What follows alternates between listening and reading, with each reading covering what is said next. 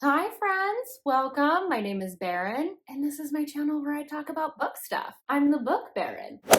Welcome in. So today we're doing the worst of 2023. These are all the books that I disliked the most that I read this year. So I actually kind of had a hard time putting this together because I have been way better this year about DNFing books when I don't like them. So I couldn't even come up with 10 books to put on this list. So I think that's a great sign. I had a very good reading year. I'm having a harder time putting together my best of.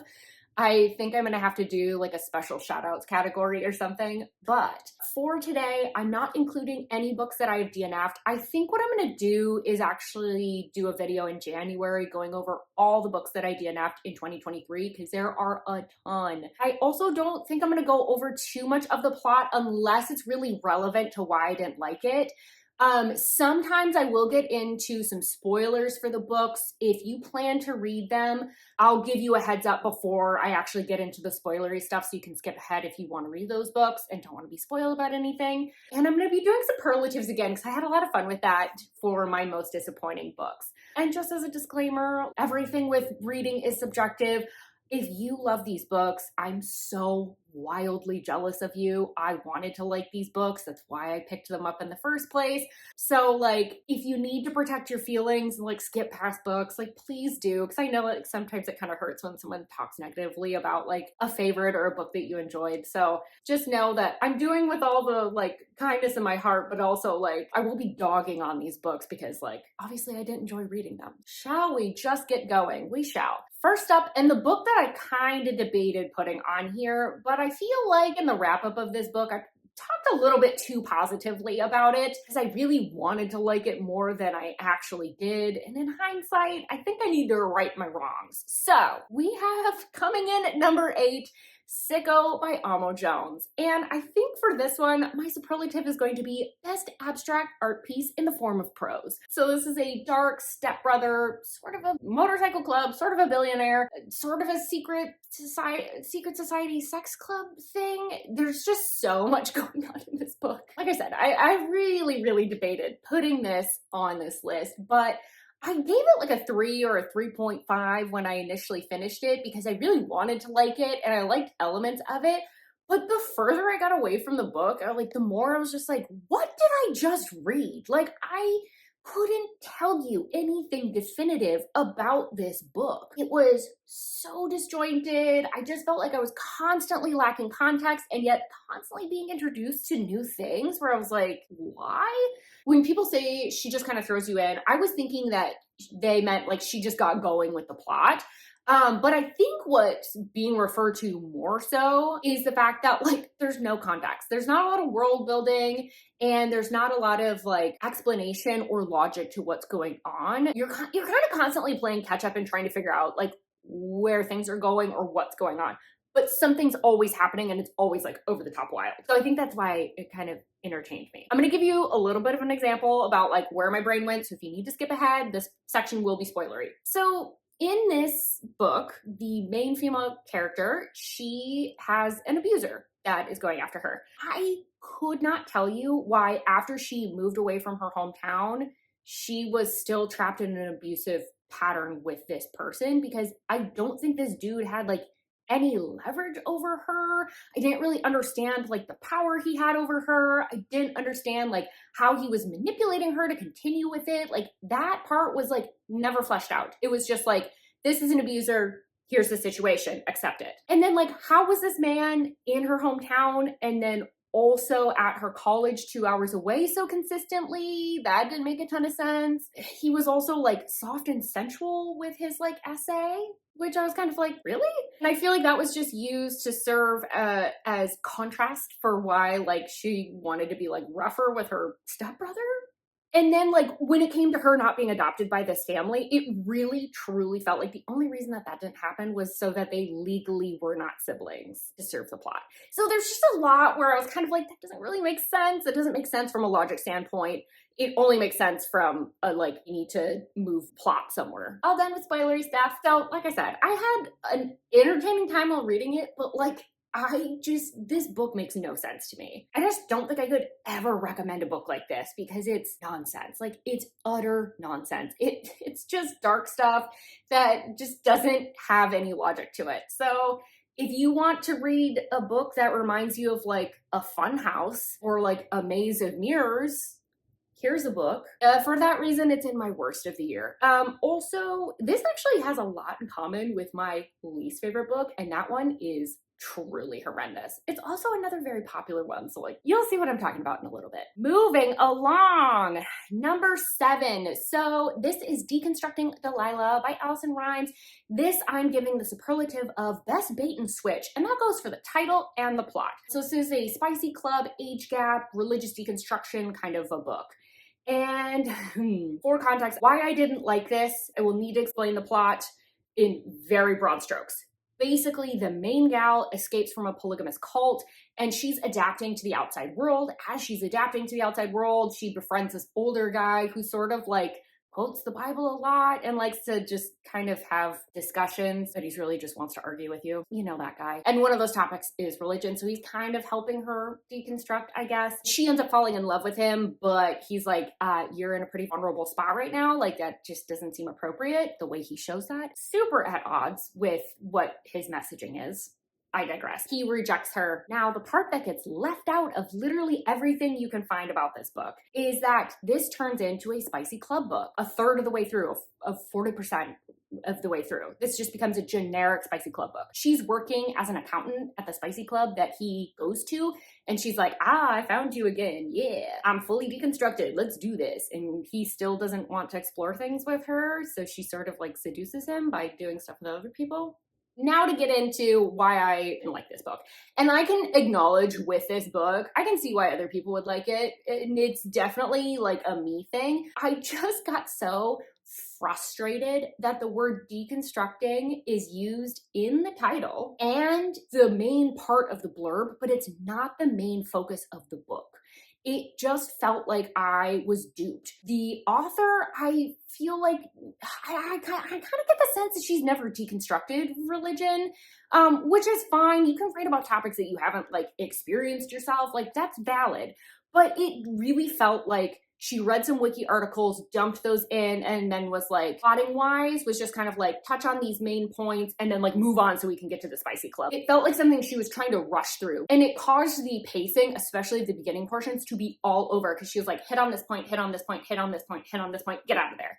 Let's get you to the spicy club. And then the pacing finally like evened out. And then when we got to that part, like it was better because the pacing wasn't so jarring because that first section, I didn't know scene to scene where I was gonna be, who I was gonna be talking to. Like, I just had no idea what was going on ever. Even in those sections where we're focusing more on the deconstruction, a lot of it happens off page and so much of it happens in a single conversation. Like, one thing is explained to her and then she's just like, great, got it. I was like, wow, if deconstructing worked like that, that would be amazing. You could just explain to someone why their belief system that they've held for all of their life is actually wrong, and then they just believe you and move on. Like, wouldn't that be so cool? I think that's really what made me frustrated, is because like I was so excited to have a book that was like talking about religious deconstruction, and I've found other books since then that have done it successfully. So it really just made me super disappointed with this book. I think if you are going into this looking for a spicy club book, you'll probably have a better time with this, but I was so mad at this book when I was done. I don't really care for spicy club books, and I was like, why would you dupe me like that? That's why it's coming in at number 7. Oh my God, coming in at number 6, a book that probably should be higher up on this list. A Queen of Myth and Monsters by Scarlett St. Clair. This book, I'm giving it the Passionately Petty Award. This is a paranormal high fantasy. It's the second book in a series, and it's got like a fated mates element. This book failed on all fronts. Like, truly, this is such a bad book. I'm being generous and calling it a book. It's pages that exist together in a bound-up format, or so I've heard. The plot, non-existent. There's a ton of setup of things from the previous book that we could be getting into. No, the characters, flat, cardboard cutouts of a person, shadows of a person, suggestions of a human-shaped entity. Like, truly, if there was any personality in the previous book, it's gone. Adrian has illogical reasoning, and even with the twist, it still didn't make sense. Like, it was a very half-hearted attempt to explain things. Isolde, I think she pretty much naps, is horny, or is picking a fight. She just sort of like flops around otherwise and just like can't make decisions. That's what everyone loves to read. And the romance, can we call it that? They would get in these like violent arguments over the stupidest things. Like, it would be the smallest infraction and they would blow up, toddler tantrum, flinging things at each other. And even at one point they were like, all we do is fight and fuck, that's who we are. And I think it was supposed to be like, aren't we so passionate? But really I was like, if even your characters can tell, maybe that should be something else going on. Just a thought. I went back to look at my, what I wrote in my notes for this. And so I was kind of perusing other people's reviews because I felt like this about other popular books before. I thought that they were really like over the top dramatic and mostly just boning and didn't have a lot of other substance to it, but like everyone else seemed to love it. So I was like, let's just get a consensus. Like, what's going on here? Like, is it a me thing? Is this a me issue again? No. Like, the reviews trash this book. Trash it. One of the reviewers even said, I was so bored, I was daydreaming about potato wedges, and I've never related to a human more in my life. To top things off, I saw in the author's note that she wrote this in 4 weeks and was like struggling to meet the deadline. And I was like, girl, we can tell. Like, slow down. I think she's just trying to do too much. Like, I think she's trying to Nora Roberts her way through this, and it's not working. Next up, we have Follow Me Darkly, and this is by Helen Hart. I'm giving the award for most likely to have left you unread. This is a dark billionaire BDSM romance. So I was looking for another billionaire romance. I wanted something that was fresher than 50 Shades of Grey, and what I got was a generic version of 50 Shades of Grey. It's not dark at all. Like, there's so much buildup to this dark secret that has no reveal. It's pushed off to the next book. Cool. I was just so bored. I was like, his deep dark secret is that he wants to tie the heroine up and spank her. A tale as old as time.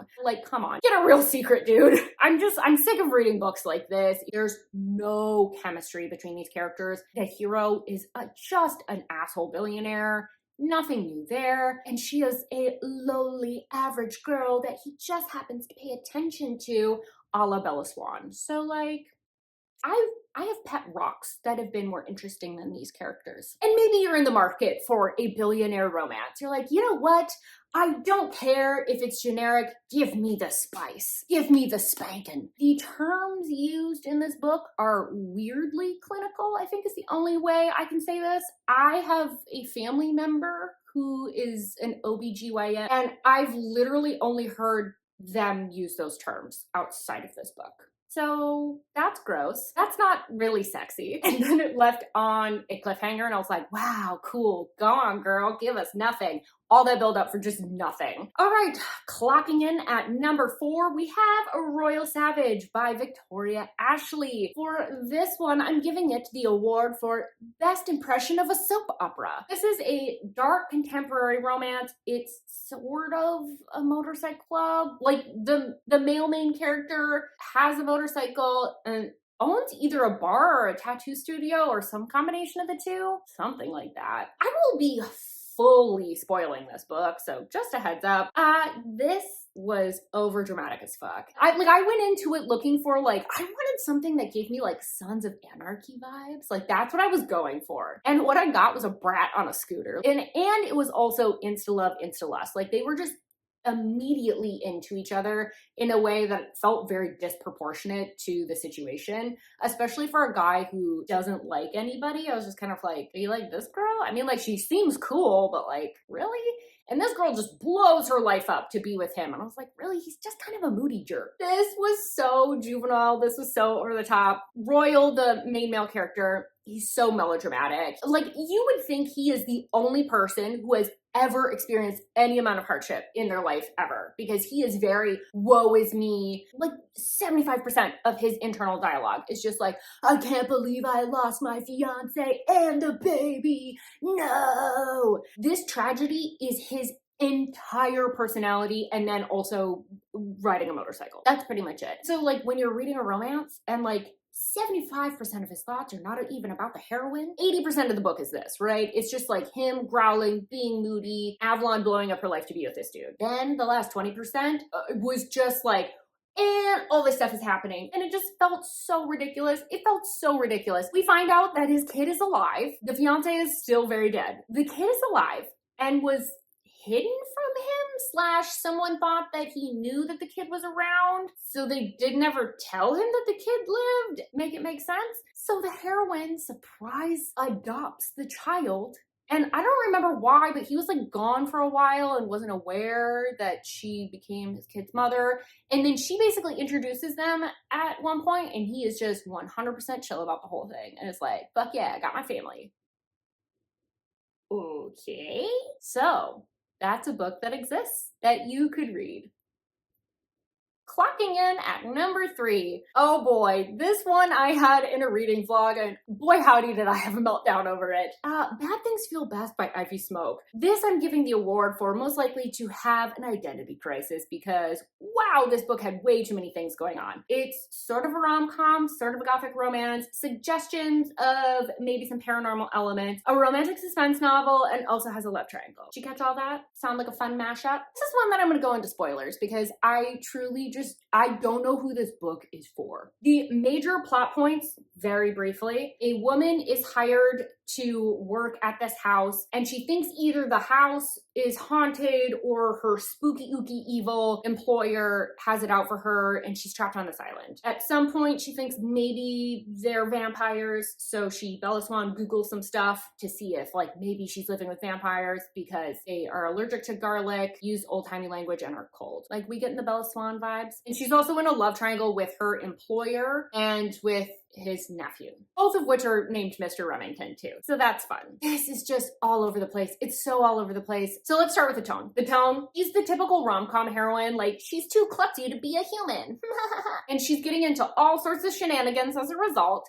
And like, some of her internal dialogue was funny, but it's so directly at odds with the environment. Everyone's like, oh, don't go out at night. Oh my gosh, don't go there alone. Like, there's all these suggestions that things are spooky and like lights are going out randomly and suspicious. Maybe it was just at their house and not the whole island. So the tone is like diametrically opposed. They don't fit together because this constantly breaks the spooky tension. It just kind of like ruins any atmosphere that might be occurring. And then there was just too many concepts that were introduced and then abandoned. Like, at one point it suggested that maybe the heroine is paranoid because she's got some mental health issues when her parents died. That cropped up, so maybe that's coming up again.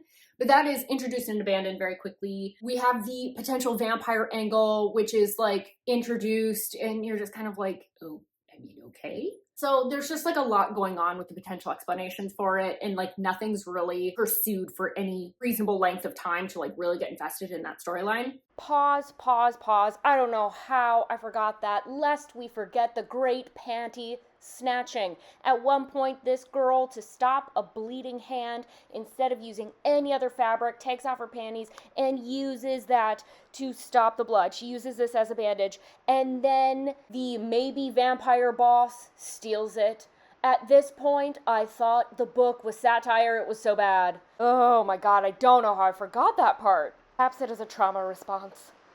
And then we have a love triangle, which I think I'm being very generous in calling it that. There's 3 people that exist in a house, and they all happen to be mildly attractive. The younger guy shows interest in our heroine. The older guy does not. He's just around and happens to be attractive. So like, there's just no chemistry. There's no chemistry. Like, everyone's just like horny for each other for some reason. Or I should say the heroine's horny for everybody. Like, I don't even know if they're horny back for her. Things sort of come together with the older Mr. Remington, who she believes has been setting her up for murder this entire time, or thinks he wants to murder her. Okay? And then he shows this much interest in her, and then she's thinking about him proposing to her? Like,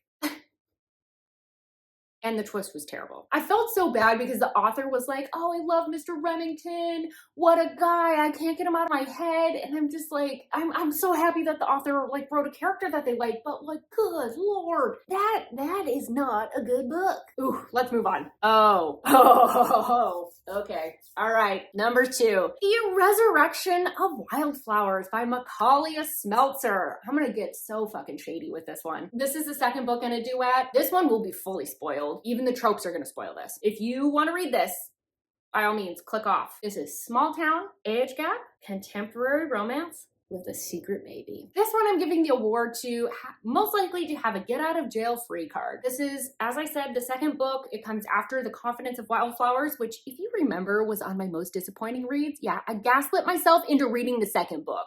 Don't do it, folks. What happened here? Why did I end up reading the second book? So we know at the end of that book that she's pregnant, and it leaves off on a little bit of a cliffhanger. And I was like, you know what? I should read the second book. I'm in the mood for a secret baby surprise pregnancy book. And I thought maybe that I was just crabby from my flight, because I mentioned it in a video previously, but I read this.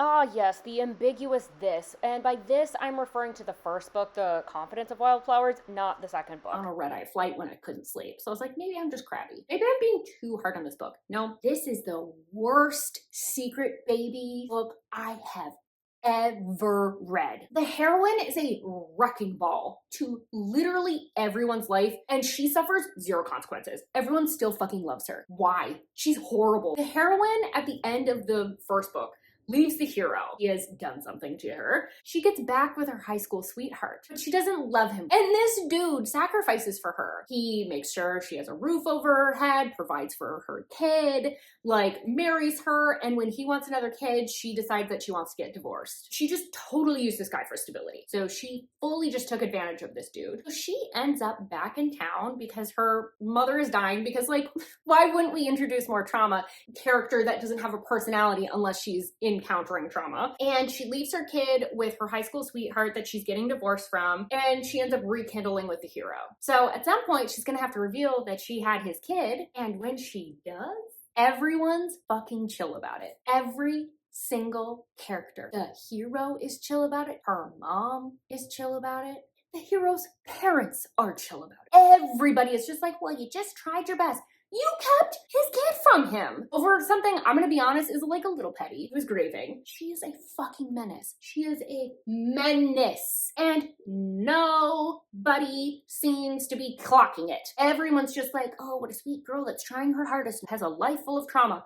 Are you kidding me? Okay, I need to move on from that because I could gripe about that all day. And then the dialogue gets significantly worse. It was pretty stiff in the first book. In this book, there is a scene that I'm just like, this doesn't make sense. Like a waitress is just like, hey, how's it going? Like she's your hometown waitress, right?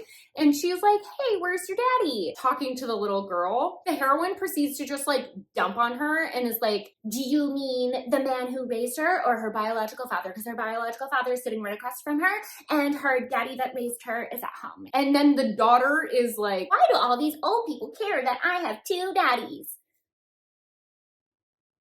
That's a lot to digest. This waitress is just trying to do her job. Like, chill.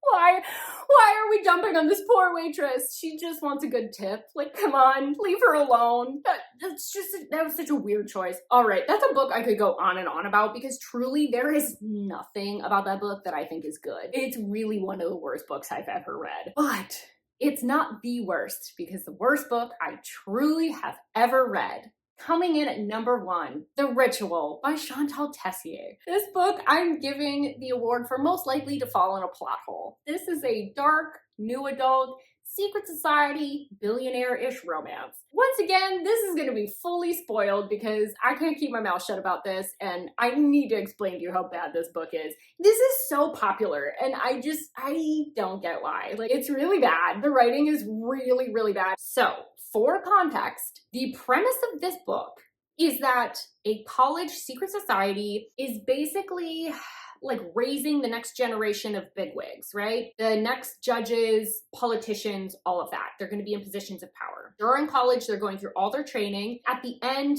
like in their senior year because they've been celibate and doing well in their training and have survived, because like I guess a bunch of people died during this training or something, they get to select from a list of women to be used as their playthings to do whatever they want to do, because they've been good little boys training for the secret society and not fucking anyone while they did it. So good for them. Okay, now that you have the context, where do I begin with this one? This, similar to Sicko, has so much context missing. There's no explanation for anything. There's no logic to this world whatsoever. Most things in this world exist simply because the author has decided that they do and because plot. So don't ask any questions at all. The personality's inconsistent as fuck. Like, whatever serves the current scene, that's their personality for the moment. And nobody has any real motivations in life, like of any kind. Like I said, they exist because the author said, and they need to achieve things because reasons. So like, don't think too hard about it. Even the most basic one. Like, why does the hero want to be part of this secret society? He knows he's going to be a judge, but like,